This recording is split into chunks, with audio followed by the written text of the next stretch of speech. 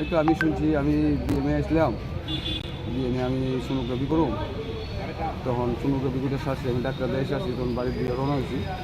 তখন বিশালগড় থেকে আমার বাইরের ছেলে আমাদের ফোন করছে, কমেছো আমি ফোন।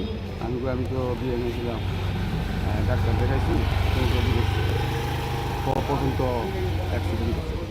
হ্যাঁ, জীবিত বলে খুব সিরিয়াস অবস্থা আছে, আমরা জীবিত যান, আমরা আইতাছি। আমি আয়া দেখছি খুব সিরিয়াস। এরপরে তো এদিনই ওটি হয়েছে, ওটি হওয়ার পরে হসপিটালে ভর্তি আছিল। যখন হসপিটালে ভর্তি আছিল তখন 7-8 দিনের মাথায় এখানে ডাক্তারে কইছে, ম্যাডাম একজন ডাক্তার, উনি কইছে যে পেশেন্টের অবস্থা খুব খারাপ, যে কোনো অ্যাক্সিডেন্ট হতে পারে।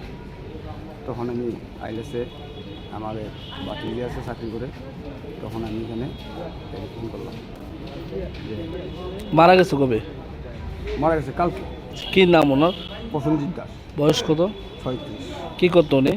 মেকানিক। কোন জায়গাতে অ্যাক্সিডেন্ট হয়েছে? অ্যাক্সিডেন্ট হয়েছে পূর্ব আড়ালিয়া। কেমন হয়েছে অ্যাক্সিডেন্টটা? 2 তারিখের সংঘর্ষ। আর কেউ আহত হয়েছিল? লগে একজন ছিল, সে আহত বেশি হয়েছে না, এই সামান্য একটু পায়ে ব্যথা হয়েছে। বাড়ি কোনখানে? কার?